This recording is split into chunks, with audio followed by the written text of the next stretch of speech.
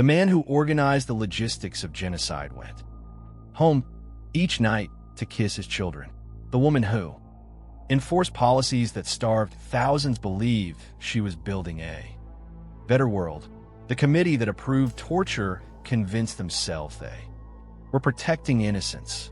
None of them thought they were evil. They thought they were right.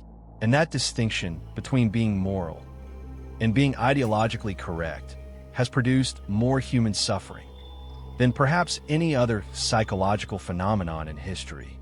Your capacity for harm is not limited by your intentions. It is enabled by them.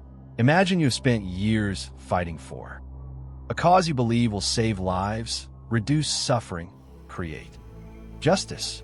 You have sacrificed relationships, career opportunities, personal comfort in service of this vision, and then someone asks you to do something that violates a principle you have always held sacred. But your leaders explain why this exception is necessary. The ideology provides a framework showing how this apparent wrong actually serves the greater good.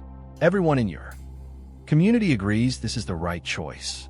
Your hesitation begins to feel like moral weakness rather than moral clarity. And in that moment of confusion, ideology whispers a seductive promise. You do not have to figure out what is right. We have already figured it out for you. Just follow the doctrine. This is how good people become instruments of evil while believing they are heroes. There exists a fundamental tension in human psychology between individual moral intuition and ideological commitment. Morality, in its most basic form, is the capacity to recognize suffering in others and to feel that suffering matters. It is the immediate visceral response when you see someone in pain, the instinctive recoil from cruelty, the sense that certain actions are wrong regardless of their consequences or justifications.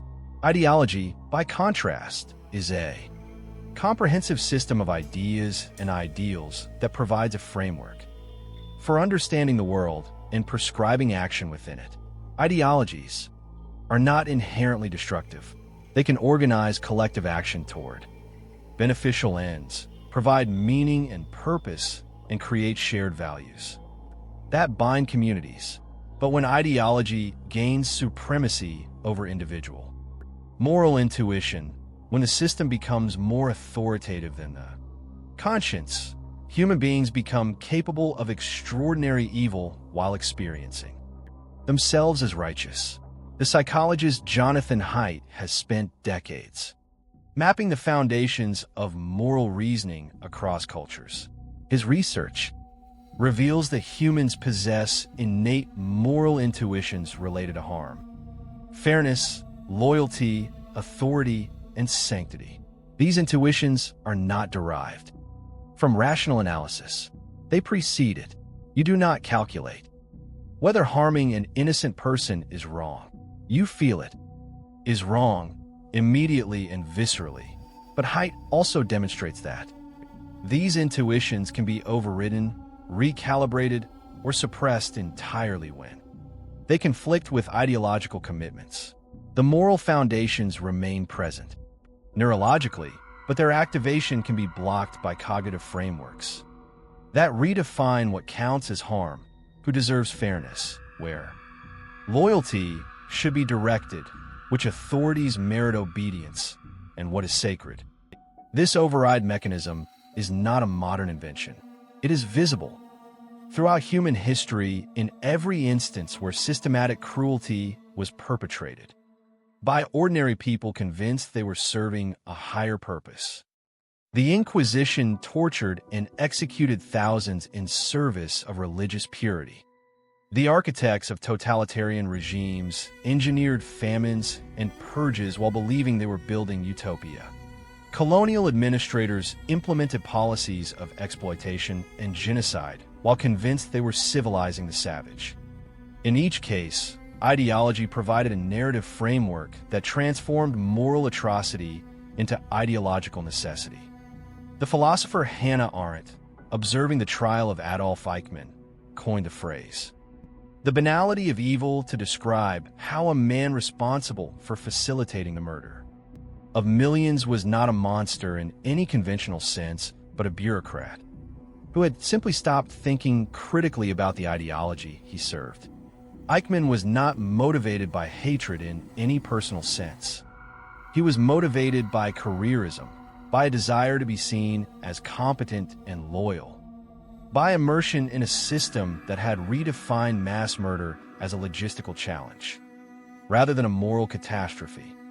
Arendt's insight was that the greatest evils are committed not by sadists, but by people who have abdicated moral reasoning in favor of ideological obedience. This abdication happens through specific psychological mechanisms that have been studied extensively in the decades since Arendt's work. The first is moral typecasting, described by psychologists Kurt Gray and Daniel Wegner.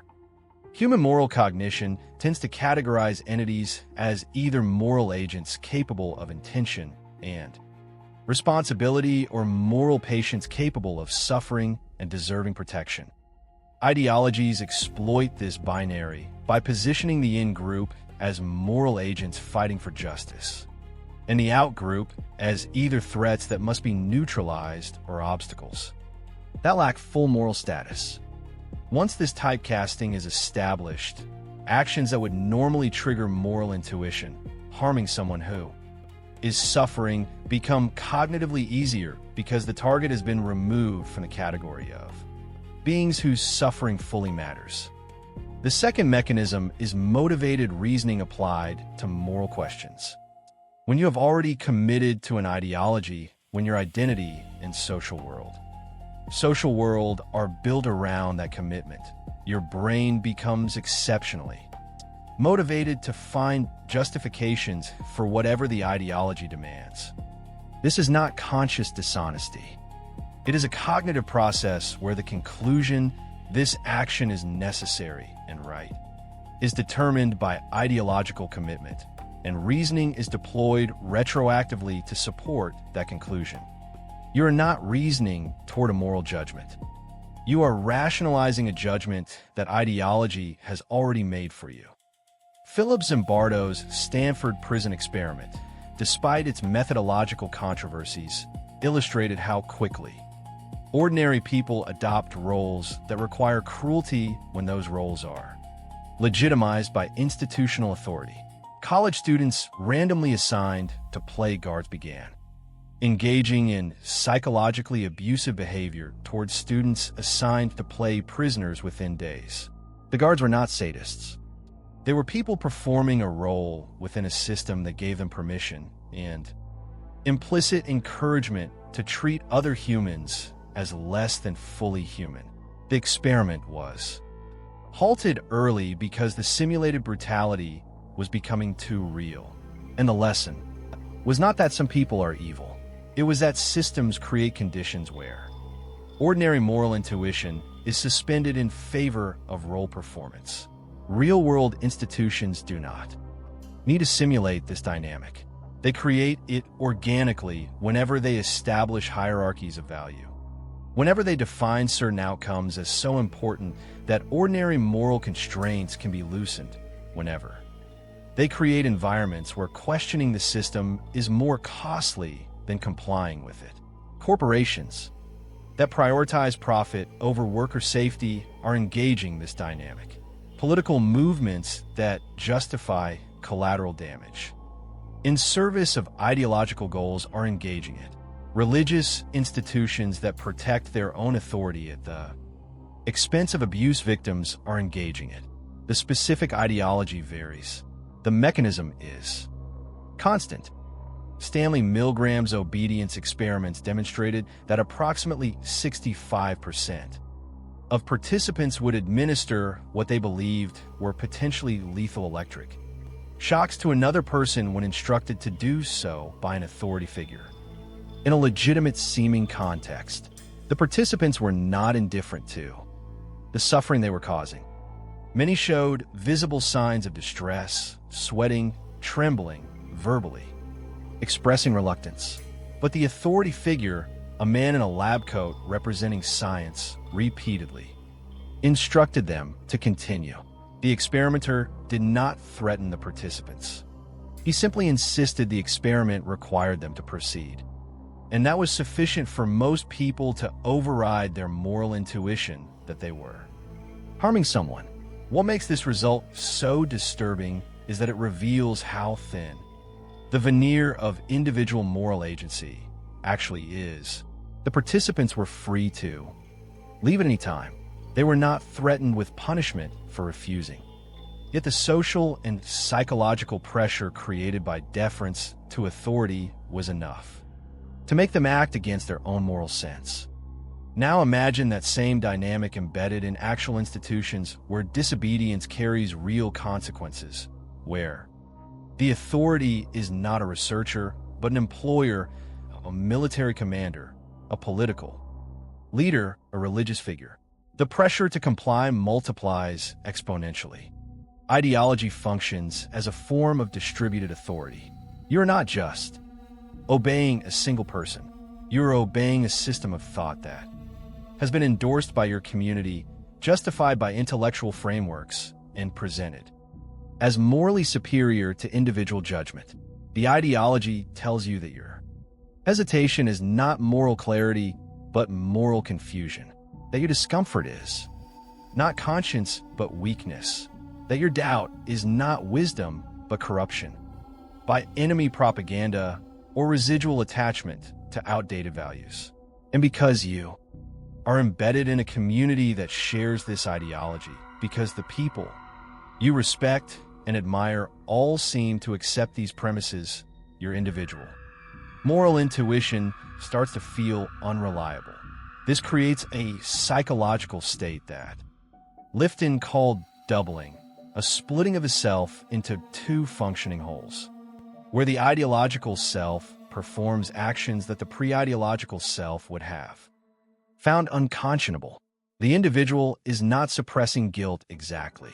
They have constructed a separate moral framework where the actions are genuinely justified. They can torture a prisoner while believing they are protecting innocence. They can implement policies that cause mass suffering while believing they are building a better future. They can destroy lives in the name of ideological purity while experiencing themselves as defenders of goodness.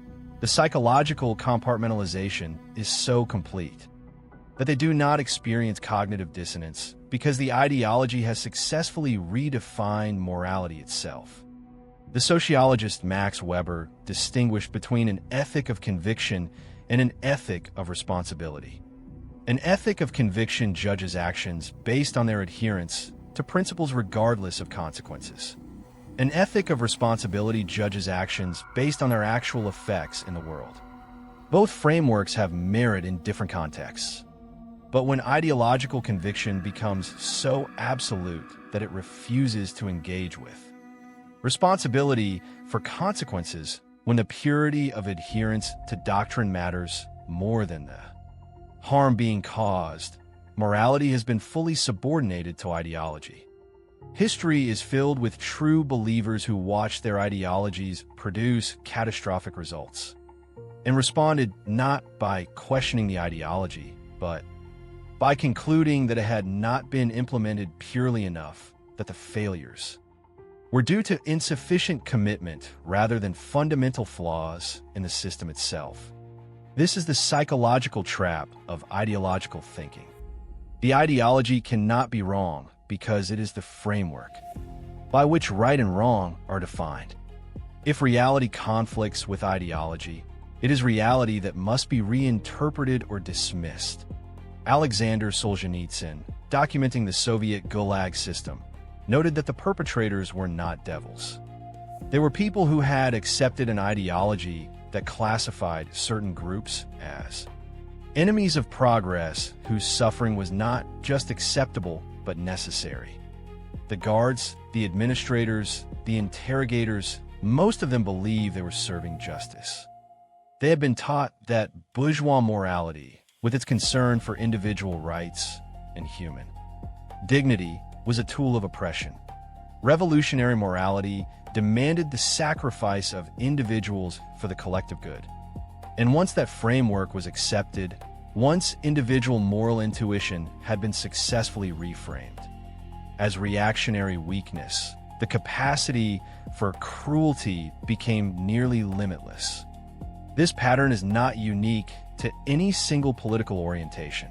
Right-wing authoritarians, who torture in the name of national security, and left-wing revolutionaries who purge in the name of equality, are employing the same psychological mechanism.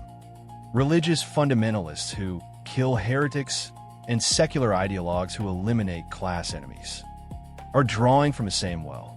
The ideological content differs. The structural relationship between ideology and individual conscience is identical.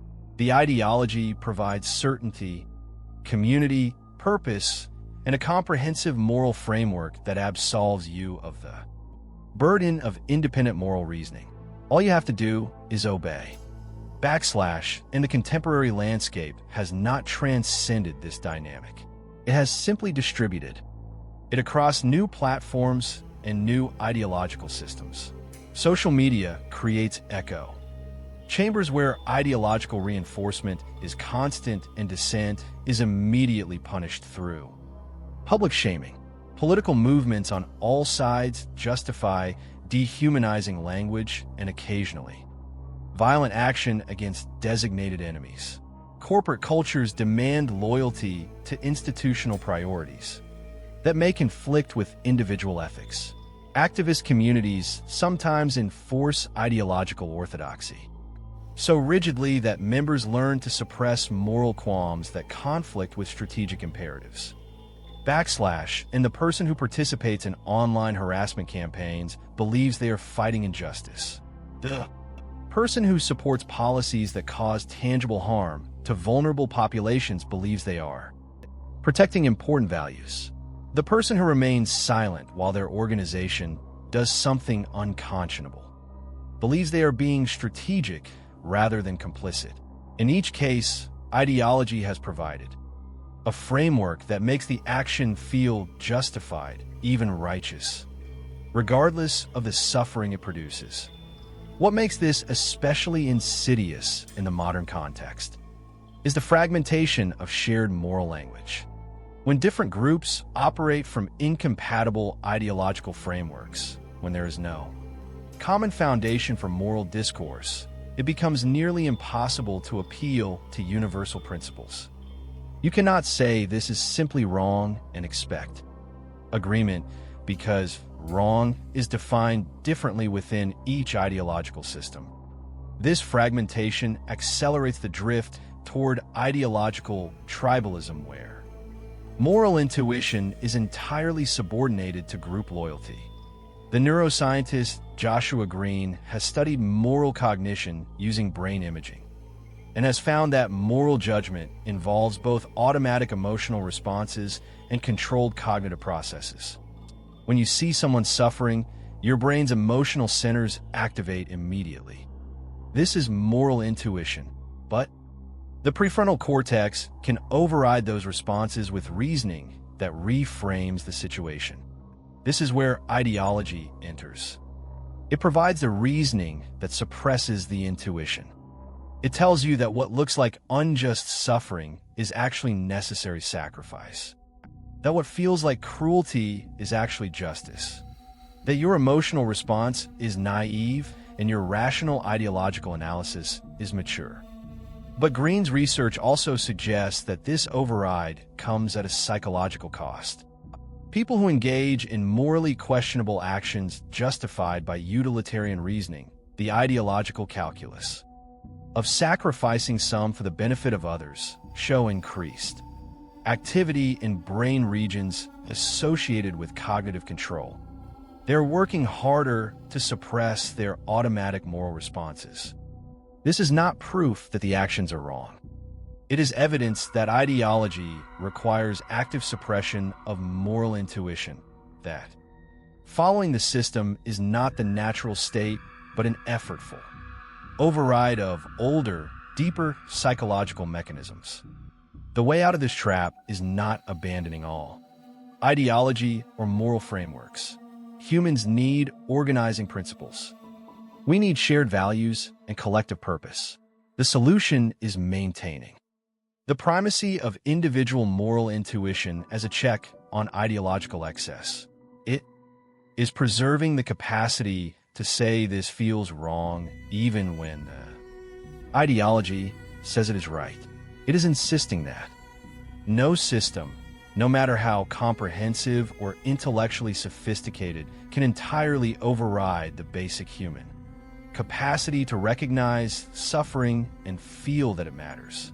This requires intellectual humility, the recognition that your ideology might be wrong, that your framework might be incomplete, that your certainty might be misplaced. It requires moral courage, the willingness to dissent from your community. When the community demands actions that violate your conscience, it requires constant vigilance against the mechanisms of rationalization that make cruelty feel justified. And most difficult of all, it requires accepting that you are capable of this, that you have already engaged in smaller versions of this dynamic, that you have already subordinated moral intuition to ideological commitment in ways you have not fully acknowledged. You have stayed silent when you should have spoken, because speaking would have damaged your standing in a community you value. You have defended the indefensible because it served a cause you believe in. You have dismissed the suffering of people who fall outside your ideological framework as less significant than the suffering of people within it. You have allowed your reasoning to be captured by motivated cognition, finding elaborate justifications for positions you hold primarily because your social world expects you to hold them. These are not accusations. They are descriptions of normal human psychology operating under ideological influence. The question is not whether you are vulnerable to this dynamic. You are. The question is whether you are willing to recognize that vulnerability and build safeguards against it. Are you willing to listen when your conscience says this is wrong, even if your ideology says it is necessary? Are you willing to acknowledge suffering even when it is politically inconvenient? Are you willing to question your own certainty and consider that your framework might be producing harm you have trained yourself not to see? Because the alternative is becoming the person who implements evil while believing they're doing good. The person who looks back from the future with horror at what they participated in, but who in the moment felt entirely justified. The person who subordinated everything human and immediate and real to an abstract system that promised salvation but delivered suffering. History is filled with these people. They were not uniquely evil. They were ordinary humans who made the choice, consciously or unconsciously, to let ideology replace morality. And that choice is available to you every single day. Ideology does not announce itself as the enemy of morality. It presents itself as morality perfected, as the rational systematic approach to justice that transcends the limitations of individual conscience. It makes you feel sophisticated for overriding your intuition, mature for accepting necessary sacrifices, strong for doing what the weak cannot stomach. And by the time you realize that, you have been using an intellectual framework to justify actions you would have recognized as evil before you were captured by that framework. You have already done damage that cannot be undone. The road to hell is not paved with bad intentions. It is paved with ideological certainty that made your intentions irrelevant. If this examination of how systems override conscience unsettled you, share it with someone who is certain their cause justifies any action. Subscribe for more investigations into the psychological mechanisms that enable good people to cause harm. And examine your own relationship to the ideologies you hold. When was the last time you changed your mind about something important? When was the last time you acknowledged that your side might be wrong? When was the last time you felt moral discomfort about something your community endorsed and actually listened to that discomfort instead of rationalizing it away. Your conscience is the only defense you have against becoming an instrument of evil. Do not outsource it to any system, no matter how sophisticated, no matter how righteous it appears. Think for yourself while you still can.